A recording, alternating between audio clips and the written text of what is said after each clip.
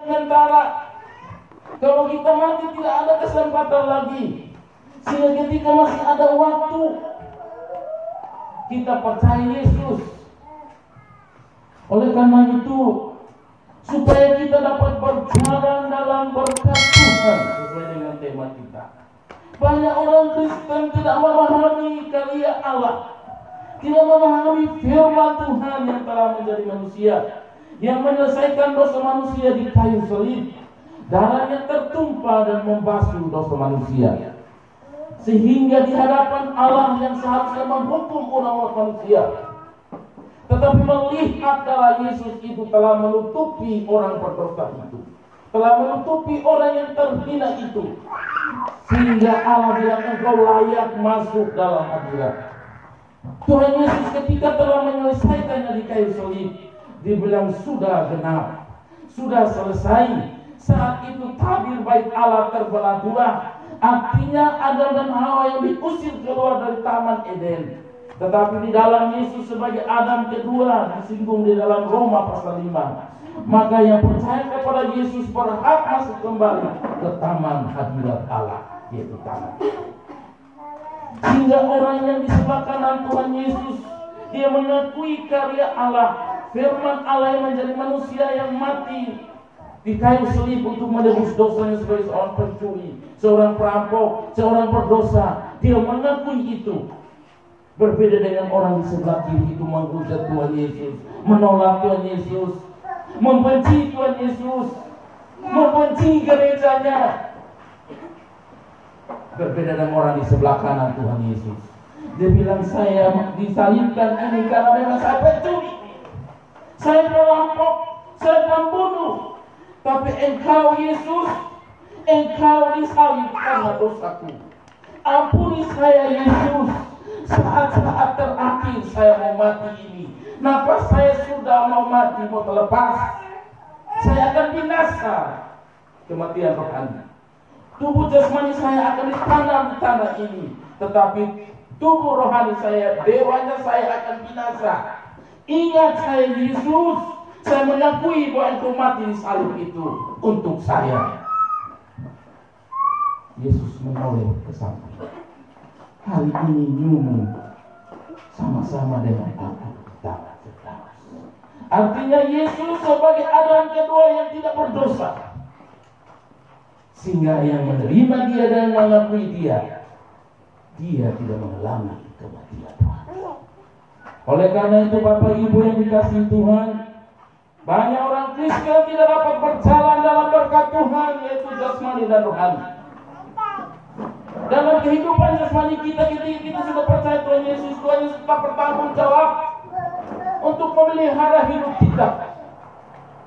Tapi seringkali kita membelakangi dia, kita menolak dia, kita benci dengan dia, kita menolak firman Allah. Hamba-hamba yang disampaikan juga kembali jadi buta seperti firman Tuhan. Mereka baca Alkitab tapi buta, tidak tahu artinya firman Tuhan itu. Pegang Alkitab, mungkin di rumah Alkitabnya banyak sekali, tapi mereka tidak mengerti firman Tuhan. Sehingga Tuhan izinkan masalah timbul masalah dalam kehidupan jasmani. Apakah engkau masih ada waktu mengakui Yesus sebagai Tuhan dan Juru Selamat? Kalau engkau sombong dengan hartamu, engkau sombong dengan sawahmu, engkau sombong dengan segala penghasilanmu, kalau Tuhan izinkan masalah, engkau tidak dapat. Hari-hari tahun-tahun terakhir ini Tuhan izinkan belalang. Alkitab katakan dalam kitab Yoel, kalau belalang masuk di negeri itu adalah kutuk, bukan berkah. Orang Sumba, orang NTT mengalami kutuk karena berkat-berkat jasmani yang Tuhan pelihara. Mereka lupa untuk mensyukurinya kepada Tuhan. Bayangkan panen 4 ton, dia kasih ke Tuhan Yesus, bawa ke gereja, itu persembahan itu hanya 20 kilo satu kali dipulih. Kalau seperti itu, tentunya kita harus sadar kenapa Tuhan izinkan.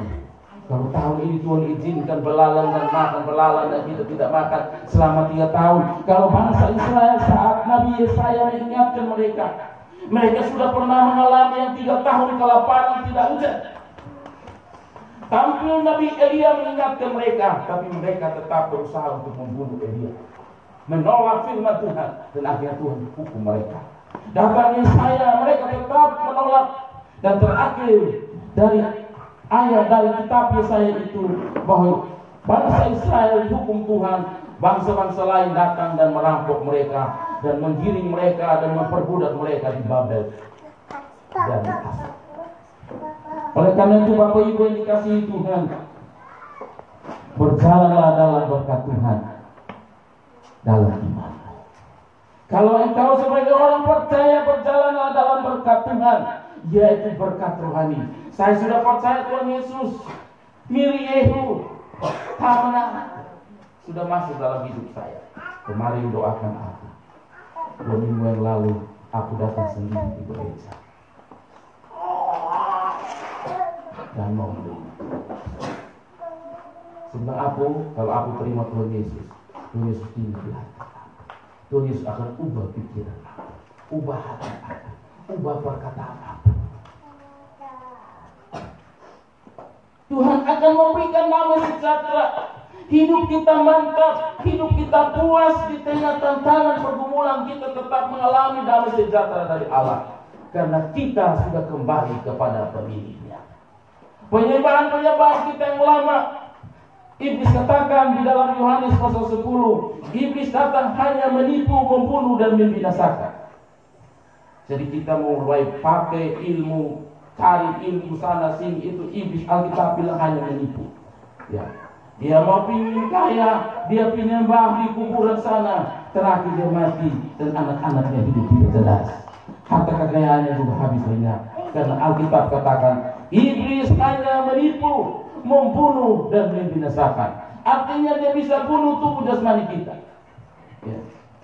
Dia kasih target. Kalau orang cari ilmu untuk kaya itu, iblis kasih target. Tahun sekian saya akan ambilmu, istrimu, anakmu, dan selesai. Kasih target. Tapi Yesus datang membawa hidup yang berkelimpahan, mengalami kelimpahan dalam berkat jasmani. Tuhan bertanggung jawab. Dan mengalami kelimpahan dalam berkat rohani, yaitu damai sejahtera dan iman yang pasti. Ini tidak ada lagi. Kalau ini mau mati, ini mau kemana? Saya surga. Karena orang di sebelah kanan saat dia sudah mau tarik nafas, dia bilang, Yesus ini aku percaya.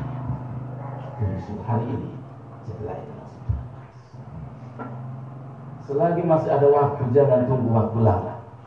Jangan tunggu seperti orang di sebelah kanan sudah ngos-ngos dan baru panggil pendeta. Sudah tua, sudah tidak bisa jalan lagi. Padahal gereja di depan rumah, gereja di lubang hidup, kata Papa Yuni. Tetapi tidak mau percaya itu. Rugi. Saat kita ambil keputusan menerima Yesus sebagai Tuhan dan Juru Selamat, Yesus bertanggung jawab dengan berkata, 10-15 tahun yang lalu sudah banyak orang yang mengolok. Ini sudah bicara. Satu kali dia turun datang dan menangis. Orang bilang kita gereja rapuh. Saya bilang, Bapak percaya di saya 60 kan sendiri tadi. Bapak percaya itu. Karena ketika peletakan batu pertama ini pondasi gereja, Tuhan kasih tunjuk itu ayat di Yesaya 60. Bangkitlah menjadi teranglah, karena terangmu bercahaya atasmu. Sesungguhnya berkat segala bangsa akan datang kepadamu karena terang. Bapak tunggu ini ayat. Yakin tidak? Yakin. Lap itu air mata. Saya bilang nanti Bapak mati selalu 10 tahun di dalam bangsa-bangsa datang dari Amerika 2018, dari Amerika, dari India, dari Thailand, dari Filipina, dari Cina, dari Hong Kong, semua datang di sini. Kenapa dia bilang? Kenapa dia begini? Yesus saja layak dikatakan. Kenapa tidak dipertanyakan? Yang penting ada iman yang hidup. Iman yang hidup, yang percaya, berjalan dalam anugerah Allah, berjalan dalam berkat Tuhan. Gedung gagah, tapi kalau imannya tidak ada, sama saja. Para bilang sama saja. Bikin gedung gagah, kalau tidak masuk ibadah juga sama saja. Setan yang mau bakal aja.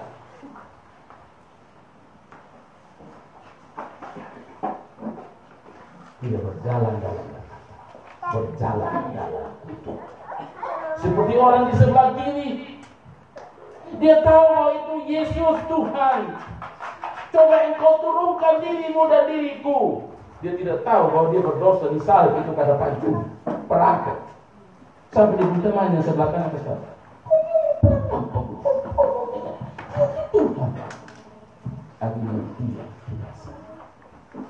Jiwanya, dewanya tidak selamat. Dia sudah hidup dalam kutuk jasmani, tapi kutuk rohani dia terima karena tidak mengaku Yesus di salib. Gereja sudah hadir adalah salib di tengah dunia ini. Apakah kita mau seperti orang sebelah kiri atau sebelah kanan? Siapa yang tahu hari ini? Satu kali ada kematian di Kuba. Yang kata hati dari keluarga itu, dia bilang ini, Tante Lisa, selamat jalan. Sampaikan salam untuk opa-opa, oma-oma, adik kakak, ayah, adik-adik di sana. Mungkin kakak Tante Lisa tidak ikut pilkada lagi, dan waktu pas pilkada, pas mau pilkada esoknya dia meninggal hari ini. Tolong sampaikan juga mungkin sebentar kami pulang ke sini ada yang ikut. Mama tua satu tua dulu, maka lu yang ikut. Dia om kuat di depan di forum. Mantu itu siap. Artinya bapak ini dia berkata bahwa tidak ada yang tahu hari nanti orang. Duduk sehat-sehat tiba-tiba langsung selesai. Tapi tiketnya berbeda. Saya percaya yang duduk hari ini di sini semua sama mengambil keputusan seperti Mama Tabali. Saya pikir Tabali itu arti apa? Saya pikir semua punya pemahaman yang sama, mengambil keputusan. Waktu ini singkat, tidak ada yang tahu. Tapi Tuhan mau ketika engkau masih hidup di dunia ini berjalan dalam berkat Tuhan. Engkau dipelihara dengan berkat jasmani. Tuhan cukupkan makan minummu. Tapi engkau juga berjalan dalam berkat rohani, bahwa ketika engkau mati, engkau sama seperti orang di sebelah kanan. Oleh karena itu Bapak Ibu yang dikasih Tuhan, hal yang pertama adalah kita berjalan dalam berkat Tuhan. Kita harus dapat memahami firman Tuhan sedalam rancangan Tuhan dalam hidup kita. Itu yang pertama. Banyak orang tidak dapat memahami rancangan Tuhan, tidak dapat mengenal rancangan Tuhan dalam hidupnya sebagai manusia. Kalau saya mau katakan mau memahami rancangan Tuhan dalam hidup kita melalui firman Tuhan. Karena tadi kita baca bahwa ada yang baca tapi tidak mengerti. Kita harus baca dalam tuntunan firman Tuhan, baca dalam pengajaran hamba-hambanya, sehingga dapat menjelaskan ayat ini. Apa yang Tuhan mau dalam hidup saya? Kenapa saya hidup di dunia ini? Kalau saya mati kemana? Kita harus memahami rancangan Tuhan. Puji Tuhan, hari ini dua kekasih kita, satu akan diteguhkan untuk melayani karena dia sudah dibaptis di BKS. Kalau Mama Tabla itu dibaptis dan diteguhkan untuk setia ya Tuhan. Pertanyaannya adalah, orang yang mengambil keputusan untuk berjalan dalam berkat Tuhan karena memahami firman Tuhan, rancangan firman Tuhan dalam hidup. Saya percaya bahwa kita semua yang pagi hari ini ada di hadapan Tuhan adalah pribadi-pribadi yang telah meyakini bahwa ada rancangan Tuhan yang tak indah dalam hidup kita, yaitu berkat-berkatnya, yaitu berkat jasmani dan berkat rohani. Berkat jasmani artinya Tuhan pelihara hidup kita hari demi hari, hidup kita semakin menjadi berkat bagi orang lain. Tetapi juga ada berkat rohani, bahwa walaupun kita menjalani hidup kita dalam penuh tantangan dan penderitaan, tetapi ada keselamatan yang Tuhan telah sediakan. Dan itulah pribadi yang memahami rancangan Tuhan. Sehingga hari-harinya dia berkata, terima kasih Tuhan, terima kasih Tuhan, terima kasih Tuhan, saya percaya Kak. Saya tanya seorang mama tua waktu saya di Bali. Katanya di Bali dulu waktu mereka percaya ke Yesus, dia masih gadis-gadis, masih umur belasan. Orang-orang Hindu yang membenci Kristen, mereka tangkap mereka, aniaya mereka. Dibilang neneknya meninggal, sudah dikubur, mereka bongkar, datang buang di depan rumah yang sudah 3-4 hari mereka bongkar, datang buang di depan rumah. Dan mereka begitu menderita. Kemudian dikatakan bahwa akhirnya kami tidak tahan dalam penganiayaan ini, sehingga banyak kami, saudara kami di tempat ini yang mengambil keputusan. Katanya pemerintah bilang kita ungsikan mereka, transmigrasi mereka di negara. Banyak ular berbisa, ada nyamuk-nyamuk yang supaya mereka cepat mati, ada setan-setan liar di sana supaya cekik kasih mati mereka. Ternyata setelah sampai di sana, tempat itu sampai dengan sekarang desa yang paling kaya di Bali. Ibu pernah pelayanan di sana, dan ibu ajak saya pergi pamit dengan gembalanya, karena saya jatuh cinta dengan ibu. Saya bilang, ikut saya jadi penginjil saja, jangan jadi pendeta gereja Bali. Dan ibu ambil keputusan untuk dari gereja Bali. Rancangan Tuhan, rancangan yang terindah Bapak Ibu. Sehingga desa itu yang dianggap biasa supaya mereka mati, tetapi Tuhan pelihara mereka. Sehingga mereka terkenal. Desa Carang Sari, kalau Bapak Ibu buka di YouTube, Dinding Sari, Dinding Sari di Negara, itu desa terkaya. Kalau Natal Bapak Mama kayak sekarang yang namanya 25, 24 atau 31 atau tanggal 1, itu dari ujung Lighthouse sana mobil-mobil mewah sampai pada jalan. Saya belah orang tidak bisa lewat, mobil mewah parkir semua. Itu anak-anaknya diberkati Tuhan, keturunan-keturunannya diberkati Tuhan. Setiap hari Minggu anak-anak mereka sudah keluar. Desember baru datang. Hari Minggu sudah tua-tua, mereka pakai tongkat, mereka jalan di gereja, mereka paduan suara. Dan saya mau ada jemaat di sini paduan suara. Mereka biar gigi tidak ada lagi. Tapi kalau paduan, kita berdoa. Biarlah berkat dari Allah Tritunggal, Allah Bapa, Anak, dan Roh Kudus akan menyertai perjalanan hidup kita sepanjang tahun 2023 dan kekal sampai selama-lamanya. Amin.